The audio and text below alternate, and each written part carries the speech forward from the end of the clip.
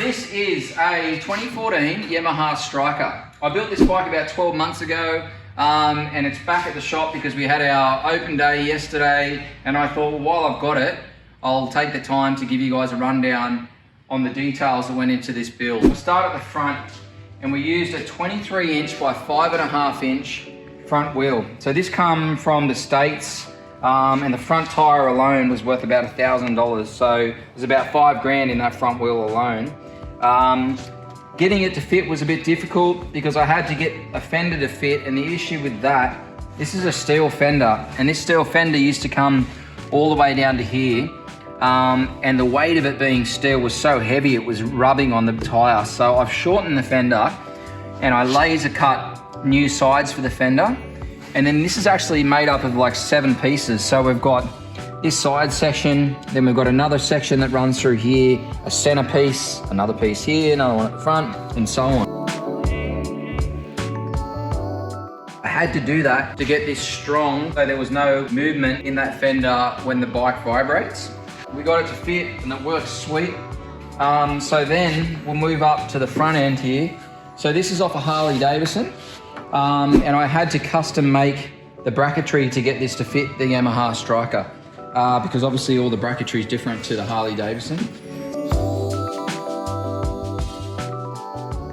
So we'll come around here and you'll see if I stand the bike up, and this thing weighs a ton. This is the original speedometer. So this actually had brackets mounted on the handlebars, and this used to be here with like a little chrome cover around it. So I've cut all the brackets off the bars, and then my mate Nye has fiberglass for me the speedometer into this fairing, and then we've blanked off all the old speaker holes and got rid of them, changed out the gauges, and basically color coded everything. So we'll lean this back over, put a bit of a lean to it. The next thing I did was I modified the Vance & Hines pipes. Cut them off, and to give me some leg room, I've made these bends here and TIG welded this stainless up. Basically shortened the exhaust, gave it a deeper note, and still running the front section of the Vance & Hines pipes. Let's start this thing up and see what she sounds like.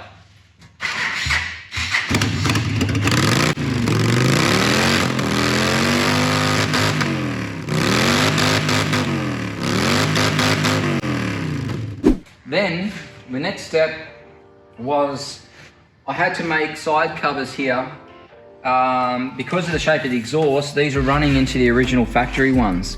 So this is all steel, hand fabricated on the English wheel. Check it out. So basically it's got to sit up against here and this curve. So we're getting closer.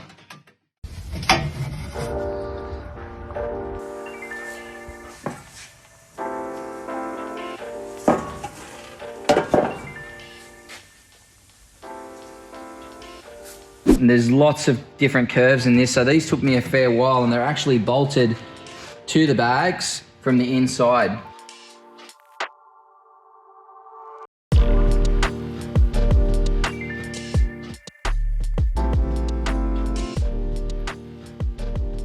These bags here are extended Harley Davidson bags, so I've had to make, again, brackets to get these to mount on the Stryker, because the Stryker frame is completely different to the Harley Davidson.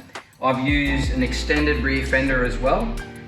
So if you come around to the back of the bike, you'll see that we've got the extended rear fender, Harley Davidson. These are our indicators now and our stop tail lights. These are all added in, they don't come on the fender. Usually there's exhaust through here, but we wanted to leave that just to give it some shape looking at the back end.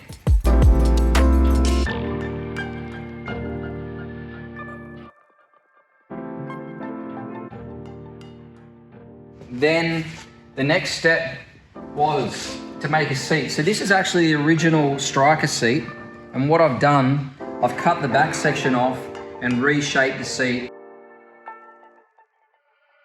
and then had it reupholstered to make it hug this new fender, which is obviously not for this bike. Then we move up to the front. We've gone and changed out the mirrors, which have our indicators in the back of the mirrors.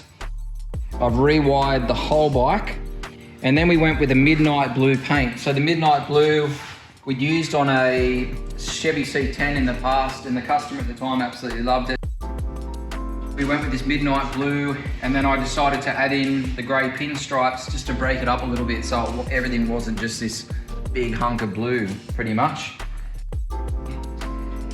Then modifications were made to the back of the bags. So on the bottom of the bags, down here, I made up a stainless steel bash plate. So when you're cornering, this is going to be the first thing that hits, if there is any hits, and luckily we haven't had too many scratches or bashes. So that's to protect the fiberglass so we don't punch any holes in it if the owner leans it right over. So now the bike is owned by a good mate of mine, Dave, who owns a company called Flooring Extra. He's got some rad stuff. So he's got a beautiful purple Camaro and a couple of other cool toys like a Victory and other stuff. So Dave's right into his custom vehicles. So we'll be doing some work on his Victory soon. But yeah, so this is it. So a stock Stryker has obviously that same rear wheel, but it had a 19-inch front wheel. So as I said, we changed pretty much most of the stuff on this, painted the motor, put in our little logos down here just to mix it up a little bit. And now it's a one of a kind. It's actually the first bike in Australia, I was told by the guys I got the wheel off in the States, to run a 5.5 by 23-inch front wheel. So this is literally the first one they ever sold to Australia. So I was pretty proud of that. And we made it work, and it steers really well. For such a heavy bike, it's awesome to ride, and the thing sounds amazing. So yeah, this is it. I hope you like it, guys. Thanks for watching. Don't forget to like and subscribe and check out our other videos. Cheers.